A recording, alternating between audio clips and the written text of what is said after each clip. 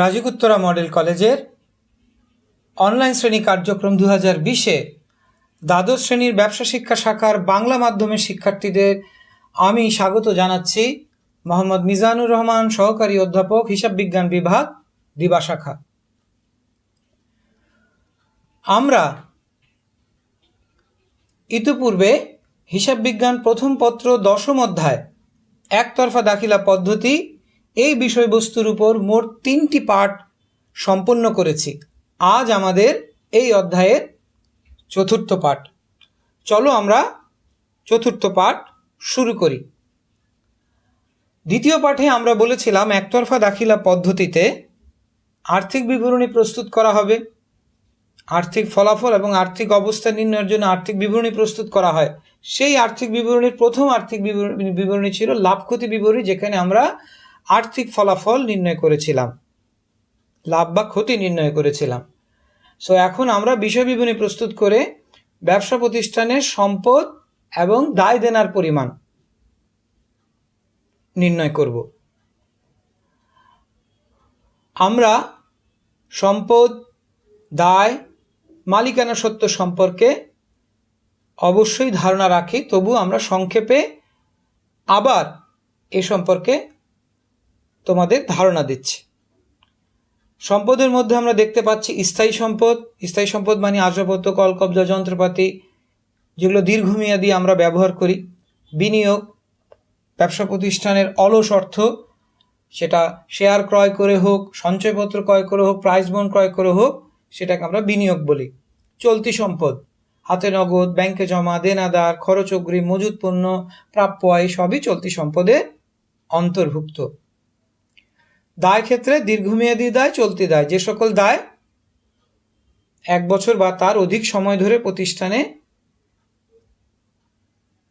থাকে তাকেই আমরা দীর্ঘমেয়াদী দায় বলি। আর চলতি দায় হচ্ছে 1 বছর বা তার কম সময়ের জন্য। দীর্ঘমেয়াদী দায়ের মধ্যে আছে ঋণ, বন্ধকি ঋণ, ব্যাংক ঋণ। চলতি দায়ের মধ্যে আছে পাওনাদার, প্রদেয় নোট, ব্যাংক জমাতিরিক্ত, অগ্রিম আয় এবং খরচ বকেয়া।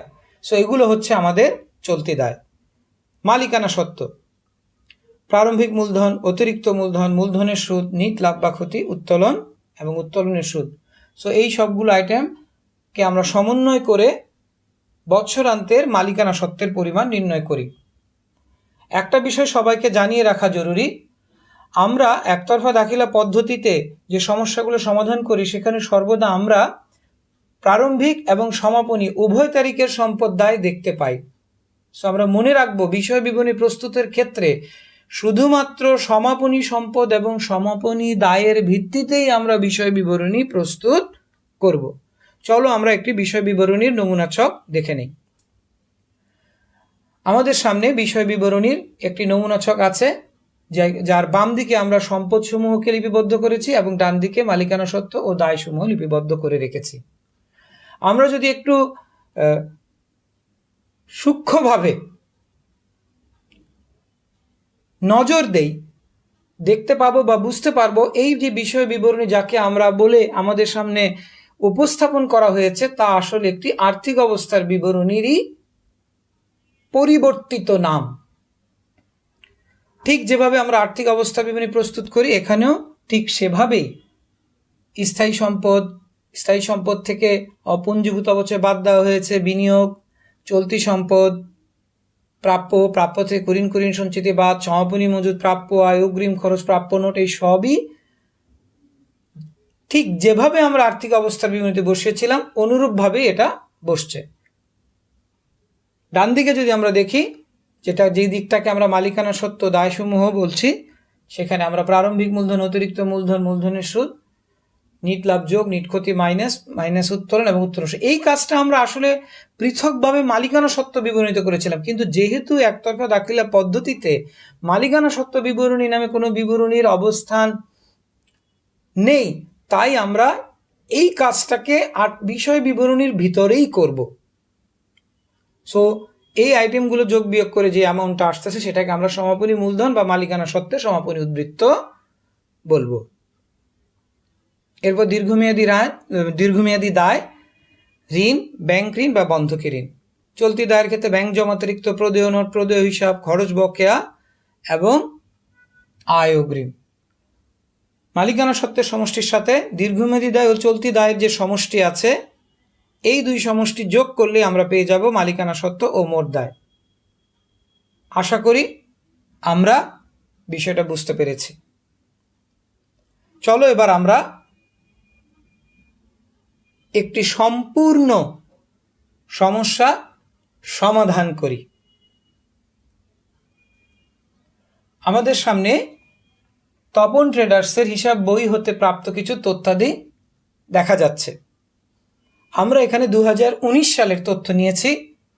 2019 সালের প্রথম তারিখ এবং 2019 সালের শেষ তারিখ।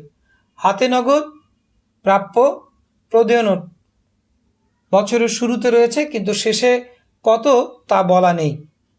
যন্ত্রপাতির ক্ষেত্রেও তাই, প্রারম্ভিক বলা আছে, সমাপনী বলা নেই। আসবাবপত্র প্রারম্ভিক বলা আছে, সমাপনী বলা নেই। মজুত পণ্য প্রারম্ভিক, সমাপনী উভয় তারিখেরই দেওয়া আছে। বিনিয়োগ প্রারম্ভিক দেওয়া আছে, সমাপনী দেওয়া নেই। এমত অবস্থায় যে শেষ তারিখে সুনির্দিষ্ট সম্পদ দায়ের উল্লেখ নেই, সেটা ক্ষেত্রে কি করণীয় তা আমরা তৃতীয় পাঠে শিখেছিলাম। তারই আজকে আবার প্রয়োগ হবে। মালিক কর্তৃক বছরে নগদ উত্তোলন 12,000 টাকা। চলতি বছরের 1 এপ্রিল 10,000 টাকা মূল্যের যন্ত্রপাতি 8,000 টাকায় বিক্রয় হয়। আমার কাছে বছরের শুরুতে যন্ত্রপাতি ছিল 40,000, যার থেকে আমি 10,000 টাকা মূল্যের যন্ত্রপাতি 1 এপ্রিল তারিখে 8,000 টাকায় বিক্রয় করেছি। তাহলে বছরের শুরুতে 40, বিক্রি হয়েছে 10,000 টাকা মূল্যের যন্ত্রপাতি, তাহলে বৎসরান্তে আমার যন্ত্রপাতি হবে 30,000, যা আমরা কিছুক্ষণ পরেই সমাধানে গিয়ে করব। বছরের মাঝামাঝি 25,000 টাকা মূল্যের কম্পিউটার মালিক ব্যবসায় সরবরাহ করেন। মালিক প্রতিষ্ঠানে যে কোনো কিছু সরবরাহ করুক, অর্থ সম্পদ, প্রতিষ্ঠানে যে কোনো খরচ যদি মালিক পরিশোধ, তাকে আমরা অতিরিক্ত মূলধন বলি। কিন্তু মালিক যেহেতু এখানে একটি কম্পিউটার এনেছে, যা আমাদের জন্য একটি স্থায়ী সম্পদ, কম্পিউটারকে আমরা অফিস সরঞ্জাম বলি, কিন্তু আমাদের সম্পদের বা দায়ের তালিকায় কোনো অফিস সরঞ্জাম নেই। তার মানে হচ্ছে অফিস সরঞ্জাম বছরের শুরুতে ছিল না, কিন্তু বছরের শেষে আছে। তাহলে একই সাথে এই 25,000 টাকা আমার অতিরিক্ত মূলধনও হবে এবং অফিস সরঞ্জাম নামে শেষ তারিখের একটি স্থায়ী সম্পদও হবে। মূলধনের সুদ ধার্য করতে বলা হয়েছে 5%। প্রদেয় নোটের অর্থ চলতি বছরে পরিশোধ 15,000 টাকা এবং বিলের স্বীকৃতি প্রদান 8,000 টাকা। আমরা প্রদেয় নোট বছরের শুরুতে দেখতে পাচ্ছি 25,000। তৃতীয় পাঠে আমরা বলেছিলাম যে চলতি সম্পদ বা দায় সম্পর্কে যদি কোনো তথ্য উল্লেখ না থাকে, তবে প্রথম তারিখের পরিমাণটাকে শেষ তারিখে লেখা যাবে না। যেহেতু এখানে সুনির্দিষ্ট একটি নির্দেশনা আছে, তথ্য আছে প্রদেয় নোট সম্পর্কিত, যে প্রদেয় নোটের অর্থ চলতি বছরে পরিশোধ হয়েছে, তাহলে 25,000 বছরের শুরুতে ছিল, 15,000 পরিশোধ হয়েছে। 25 থেকে 15 বাদ, তাহলে অবশিষ্ট থাকছে প্রদেয় নোট 10,000। তার সাথে আমরা বিলের স্বীকৃতি প্রদান করেছি 8,000, 10 এবং 8, তাহলে বৎসরান্তে আমার প্রদেয় নোট আছে, যার পরিমাণ হচ্ছে 18,000 টাকা। আশা করি বুঝতে পেরেছি। স্থায়ী সম্পদের উপর 10% অবচয়। আমাদের এখানে যন্ত্রপাতি আছে, আসবাবপত্র আছে এবং নতুন করে অফিস সরঞ্জাম, 3টে স্থায়ী সম্পদ আছে। এই তিনটার উপরই আমরা অবচয় ধার্য করব। আমরা জানি একতরফা দাখিলা পদ্ধতিতে আর্থিক বিবরণী প্রস্তুতের ক্ষেত্রে প্রথম ধাপই হচ্ছে প্রারম্ভিক ও সমাপনী মূলধন নির্ণয়। চলো আমরা প্রারম্ভিক ও সমাপনী মূলধন নির্ণয় করি। আমাদের প্রশ্নটি স্ক্রিনের বাম দিকে দেখা যাচ্ছে এবং ডান দিকে আমরা একটি ছক প্রস্তুত করেছি, যেখানে আমরা বাম দিকে দায়, ডান দিকে সম্পদ, প্রারম্ভিক এবং সমাপনী সম্পদ দায় লেখার জন্য পৃথক পৃথক কলাম দেখা যাচ্ছে। চলো এবার আমরা এই ছকে তথ্যসমূহ লিপিবদ্ধ করা শুরু করি। হাতে নগদ 15,000, 25,000। প্রাপ্য 45,000, 60,000। প্রদেয় নোট আমরা আপাতত সম্পদ দিকটা বসিয়ে নিই। যন্ত্রপাতি 40,000, 30,000। আমরা কিছুক্ষণ আগেই বলছিলাম যেহেতু 10,000 টাকা মূল্যের যন্ত্রপাতি বিক্রি হয়েছে, তাই আমরা 40 থেকে 10,000 বাদ দিয়ে 30,000 বসিয়েছি। ভুলেও আমরা যেই মূল্যে বিক্রি হয়েছে সেটা বাদ দেব না, যেটা সম্পদের ক্রয় মূল্য সেটাই বাদ দিয়ে অবশিষ্ট টাকা শেষ তারিখের সম্পদে লিপিবদ্ধ করতে হবে। আসবাবপত্র 15,000। আসবাবপত্র সম্পর্কে কোনো তথ্য ক্রয় বা বিক্রয় কোনো তথ্য প্রশ্নে ছিল না, তাই আমরা প্রথম তারিখের আসবাবপত্র 15,000কেই শেষ তারিখে বসিয়ে দিয়েছি। মজুত পণ্য 12,000, 22,000। বিনিয়োগ 20,000 বছরের শুরুতে ছিল, শেষ তারিখে বিনিয়োগের পরিমাণ যদিও উল্লেখ ছিল না, বাট পাশাপাশি অঙ্কের পরবর্তী অংশেও বিনিয়োগ সম্পর্কে কিছু বলা নেই, তাই আমরা প্রারম্ভিক উদ্বৃত্তকেই সমাপনী উদ্বৃত্ত হিসেবে লিপিবদ্ধ করেছি। এবার আমরা অফিস সরঞ্জাম লিপিবদ্ধ করলাম। কম্পিউটার, যেটা মালিক ব্যবসা প্রতিষ্ঠানে এনেছে, যা আমরা সমাপনী সম্পদ হিসেবে প্রদর্শন করলাম। ভুলেও এই সম্পদটিকে আমরা প্রারম্ভিক সম্পদ হিসেবে দেখাবো না। দায় পাশে আমরা প্রদেয় নোট প্রারম্ভিক 25 এবং সমাপনী 18,000। কিভাবে 18,000 এসেছে তা কিছুক্ষণ আগেই বলা হয়েছিল, আমি আবার দ্রুত বলে দিচ্ছি। প্রদেয় নোট 25,000 প্রারম্ভিক ছিল, যার থেকে 15,000 পরিশোধ হয়েছে। 25,000 থেকে 15,000 মাইনাস করলে থাকছে 10,000, তার সাথে বিলের স্বীকৃতি প্রদান 8, 10 এবং 8 যোগ করে 18,000। উভয় দিকের যোগফল নির্ণয় করব, সেই যোগফল আমরা লিখে ফেললাম। এবার প্রথম তারিখের সম্পদ থেকে প্রথম তারিখের দায় 1,47,000 থেকে 25,000 বাদ দিলে আমাদের প্রারম্ভিক মূলধন 1,22,000। সমাপনী সম্পদের সমষ্টি 1,97,000 থেকে 18,000 বাদ দিলে সমাপনী মূলধন হচ্ছে 1,79,000 টাকা।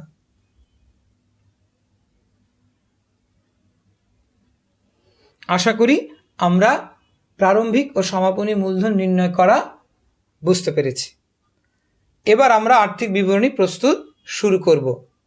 সো আমাদের এখন যে বিবরণী আমরা প্রস্তুত করব, সেখানে আমার এই প্রারম্ভিক মূলধন এবং সমাপনী মূলধন দুটোরই প্রয়োজন হবে, এবং আমরা এই দুটো নির্ণয়ই করেছি লাভ ক্ষতি নির্ণয় করার জন্য। চলো এবার আমরা লাভ ক্ষতি বিবরণী প্রস্তুত করে ব্যবসায় 2019 সালে লাভ বা ক্ষতি কি হয়েছে তা নির্ণয় করি। প্রথমে আমরা একটি ছক কেটে নিলাম। তপন ট্রেডার্সের লাভ ক্ষতি বিবরণী 31শে ডিসেম্বর 2019 সমাপ্ত বছরের। লাভ ক্ষতি বিবরণীর বাম দিকে প্রারম্ভিক মূলধন এবং ডান দিকে আমরা সমাপনী মূলধনকে বসাবো। বসিয়ে দিলাম। প্রারম্ভিক মূলধন 1,22,000, সমাপনী মূলধন 1,79,000। প্রশ্নে বলা ছিল মালিক 25,000 টাকা মূল্যের কম্পিউটার এনেছে, যা আমরা অতিরিক্ত মূলধন হিসেবে বসিয়ে দিলাম। 1 নম্বর সমন্বয়ে বলা হয়েছিল মূলধনের উপরে 5% সুদ ধরতে। মূলধনের সুদ যখন আমরা ধরব, প্রারম্ভিক এবং অতিরিক্ত উভয়ের উপরই আমরা সুদ ধার্য করব। প্রারম্ভিক মূলধন 1,22,000-এর 5% হচ্ছে 6,100 টাকা। 25,000 টাকার 5%-এর উপরে 6 মাসের সুদ ধরবো আমরা। কেন? কারণ মালিক 25,000 টাকা মূল্যের কম্পিউটার বছরের মাঝামাঝি এনেছে, তাই 25,000-এর 5% বের করে তার অর্ধেক, যা হচ্ছে 625, সব মিলিয়ে আমার মূলধনের সুদ দাঁড়ালো 6,725 টাকা। অবচয় 3 নম্বর সমন্বয়ে আমাদের স্থায়ী সম্পদের অবচয় ধরতে বলা হয়েছে। আমরা আসবাবপত্রের অবচয়টা সবার প্রথমে লিপিবদ্ধ করলাম। আসবাবপত্র প্রারম্ভিক 15, সমাপনীয় 15, তাই 15,000-এর 10% 1,500। যন্ত্রপাতি, এখানে একটা নিয়মের কথা বলা হচ্ছে, খুব ভালো করে শুনবো। যে কোনো স্থায়ী সম্পদ বিক্রি করে ফেলা হলে বিক্রিত স্থায়ী সম্পদের উপর আমরা কোনো অবচয় ধরব না একতরফা দাখিলা পদ্ধতির ক্ষেত্রে। যদিও কেউ কেউ ধরার পক্ষেও বলেছেন, কিন্তু অধিকাংশ হিসাব বিজ্ঞানী বলেছেন যে স্থায়ী সম্পদ বিক্রি হয়ে গেছে তার উপর অবচয় ধরার প্রয়োজন নেই। পাশাপাশি একতরফা দাখিলায় আরেকটি নিয়ম প্রযোজ্য, সেটি হচ্ছে বিকৃত স্থায়ী সম্পদের বিক্রয়জনিত লাভ বা ক্ষতিকেও আমরা লাভ ক্ষতি বিবরণীতে লিপিবদ্ধ করব না। তাহলে কি দাঁড়াচ্ছে, যন্ত্রপাতি 40,000 থেকে 10,000 বিক্রি হয়েছে, তাহলে 30,000-এর 10% হচ্ছে 3,000 টাকা। এরপর অফিস সরঞ্জাম, যার উপরে আমরা 6 মাসের অবচয় ধরেছি, 25,000-এর 10% 2,500, যার অর্ধেক 1,250, সব মিলিয়ে অবচয় হলো 5,750 টাকা। বাম দিকে আমাদের যে সকল তথ্য লিপিবদ্ধ করা প্রয়োজন ছিল আমরা সব লিপিবদ্ধ করেছি। এবার আমরা ডান দিকে যাব। সো ডান দিকে আমাদের লিপিবদ্ধ করব আমরা উত্তোলন। মালিক এখানে নগদ উত্তোলন করেছে 12,000, সেটাই আমরা বসিয়ে দিলাম। প্রশ্নে আমাদের একটি বিনিয়োগ আছে 20,000, যার উপরে 5% হারে সুদ ধরার বিধান রয়েছে। সো আমরা এই 20,000 টাকার উপর 5% হারে পূর্ণ বছরের সুদ গণনা করব। 5 দুগুণে 10, 1,000 টাকা, যা আমাদের প্রাপ্য বিনিয়োগের সুদ বা বিনিয়োগের প্রাপ্য সুদ। লাভ ক্ষতি বিবরণীতে যে সকল তথ্য বসানো প্রয়োজন ছিল তার প্রতিটি তথ্যকেই আমরা লিপিবদ্ধ করে ফেলেছি। সো এখন আমাদের উভয় দিকের যোগফল, অর্থাৎ ডান দিকে যোগফল 1,92,000, যা আমরা বাম দিকেও লিপিবদ্ধ করলাম।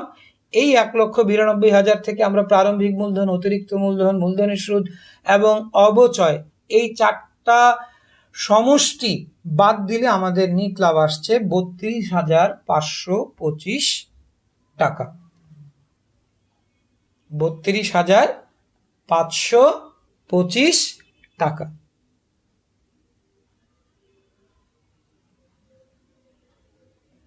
আশা করি আমরা লাভ ক্ষতি বিবরণী প্রস্তুতের যে ধারাবাহিক বর্ণনা তোমাদের সামনে করা হলো তা তোমরা বুঝতে পেরেছ। এবার আমরা বিষয় বিবরণী প্রস্তুত করব। বিষয় বিবরণীর জন্য আমাদের সামনে ছক প্রস্তুত করা হলো। বাম দিকে সম্পদ, ডান দিকে মালিকানা সত্ত্ব, দায়সমূহ।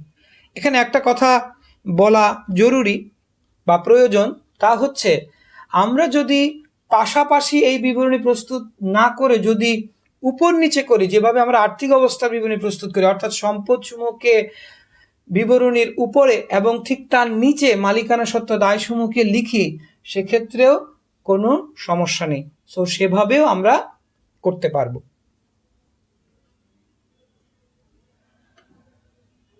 তপন ট্রেডার্সের বিষয় বিবরণী 2019 সালের 31শে ডিসেম্বর তারিখের জন্য। আমরা জানি যে লাভ ক্ষতি বিবরণী হচ্ছে একটি নির্দিষ্ট বছরের জন্য, কিন্তু বিষয় বিবরণী হচ্ছে একটি নির্দিষ্ট তারিখের জন্য।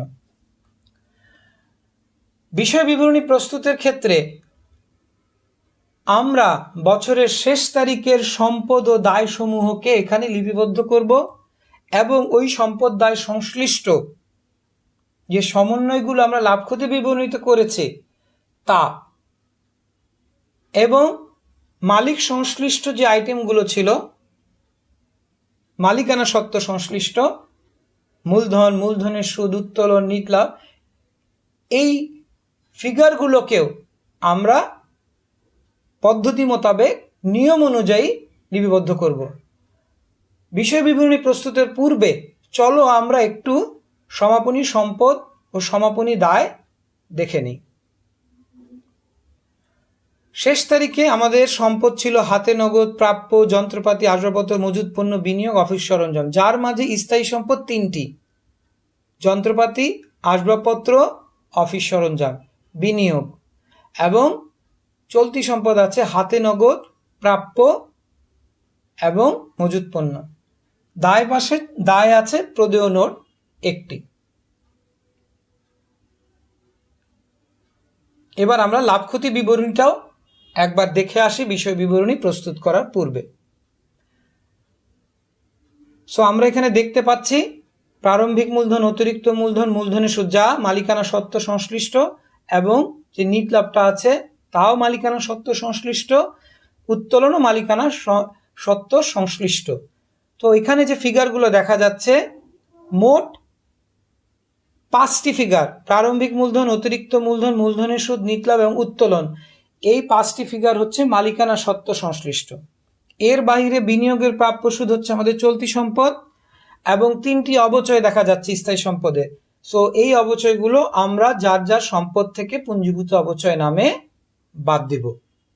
লাভ ক্ষতি বিবরণীতে থাকা সমাপনী মূলধনের যে অ্যামাউন্ট আছে এটা আর কোথাও লিপিবদ্ধ হবে না, কারণ সমাপনী মূলধন যে সম্পদ ও দায়ের ভিত্তিতে আমরা নির্ণয় করেছিলাম সেই সম্পদ ও দায়গুলোকে তো আমরা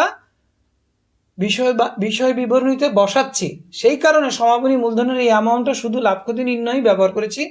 এটা আর বিষয় বিবরণীতে বসানোর ব্যাপারে কোনো চিন্তা যেন আমাদের মাথায় না আসে, এ ব্যাপারে আমি তোমাদেরকে সতর্ক করছি। সো চলো এবার আমরা শুরু করি। প্রথমে সম্পদ দিকে স্থায়ী সম্পদ লেখা হয়ে গেছে, আসবাবপত্র 15,000, যার থেকে আমরা পুঞ্জীভূত অবচয় 1500 টাকা বাদ দিলাম, অবশিষ্ট রইল 13,500। যন্ত্রপাতি 30,000, বিক্রিত যন্ত্রপাতি বাদে বাকিটাই বসিয়েছে এখানে। তোমরা চাইলে যন্ত্রপাতি 40 মাইনাস বিক্রয় 10,000, এরপরে তোমরা পুঞ্জীভূত অবচয় 3,000 বাদ দিতে পারো, ওভাবেও হবে এভাবেও হবে। 27,000। অফিস সরঞ্জাম 25,000, যার থেকে আমরা পুঞ্জীভূত অবচয় বাদ দিলাম 1,250 টাকা, অবশিষ্ট 23,750 টাকা। 3টি স্থায়ী সম্পদের সমষ্টি হচ্ছে 64,250 টাকা। 5% বিনিয়োগ 20,000 টাকা। চলতি সম্পদ হাতে নগদ 25,000, প্রাপ্য 60,000, সমাপনী মজুদ 22,000। লাভ ক্ষতি বিবরণীর ডান দিকে আমরা বিনিয়োগের প্রাপ্য সুদ দেখেছিলাম, এবং আমরা জানি প্রাপ্য আয় চলতি সম্পদ, তাই বিনিয়োগের প্রাপ্য সুদও বসালাম। সব মিলিয়ে আমাদের চলতি সম্পদের পরিমাণ দাঁড়ালো 1,08,000। আমরা এখনই সম্পদ পাশের যোগফল নির্ণয় করব না, আমরা মালিকানা সত্ত্ব ও দায়সমূহকে প্রয়োজনীয় তথ্য লিপিবদ্ধ করেই উভয় দিকের যোগফল নির্ণয় করব। প্রারম্ভিক মূলধন 1,22,000 টাকা, অতিরিক্ত মূলধন 25,000 টাকা, যা আমরা যোগ করছি। যোগ মূলধনের সুদ 6,725 টাকা, সব মিলিয়ে হলো 1,53,725 টাকা।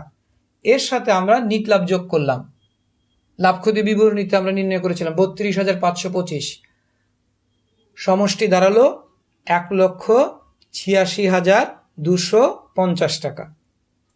এর থেকে আমরা উত্তোলন 12,000 মাইনাস করলাম। সো আমাদের সমাপনী মূলধন বা যদি বলি মালিকানা সত্ত্বের সমাপনী উদ্বৃত্ত দাঁড়ালো 1,74,250 টাকা। আমাদের এই সমস্যাতে কোনো দীর্ঘমেয়াদী দায় নেই, একটি চলতি দায় আছে, প্রদেয় নোট 18,000। এবার এই 1,74,250 মালিকানা সত্ত্ব বা সমাপনী মূলধনের সাথে চলতি দায় 18,000 যোগ করব, এবং স্থায়ী সম্পদ বিনিয়োগ এবং চলতি সম্পদের সমষ্টি যোগ করব। প্রথমে আমরা সম্পদ পাশের যোগফলটা নির্ণয় করলাম 1,92,250 টাকা। এবার আমরা ডান দিকে যাই, 1,74,200, তাহলে 74 এবং 18 যোগ করলে 1,92,250 তো আমাদের হাতে আছেই। তাহলে এটা প্রমাণ হলো মোট সম্পদের পরিমাণ মালিকানা সত্ত্ব ও দায়ের সমষ্টির সমান হয়, চাই সেটা দুতরফা দাখিলা হোক অথবা একতরফা দাখিলা পদ্ধতি হোক না কেন। আজ আমরা এই চতুর্থ পাঠে একটি সম্পূর্ণ সমস্যার সমাধান করলাম।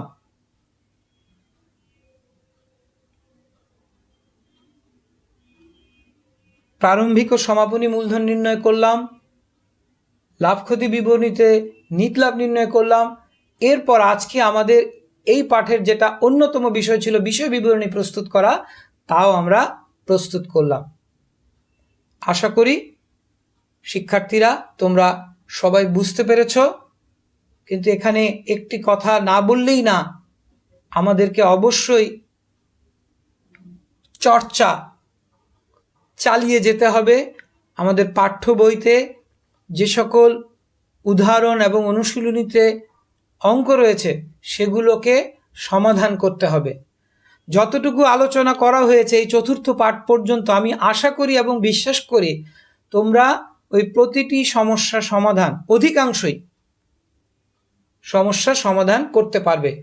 প্রারম্ভিক সমাপনী মূলধন নির্ণয় করতে পারবে, লাভ ক্ষতি বিবরণী প্রস্তুত করতে পারবে এবং বিষয় বিবরণী প্রস্তুত করে সম্পদের সমষ্টি নির্ণয় করে মালিকানা সত্ত্ব দায়সমূহের সমষ্টি নির্ণয় করতে পারবে এবং উভয় সমষ্টি সমানও হবে।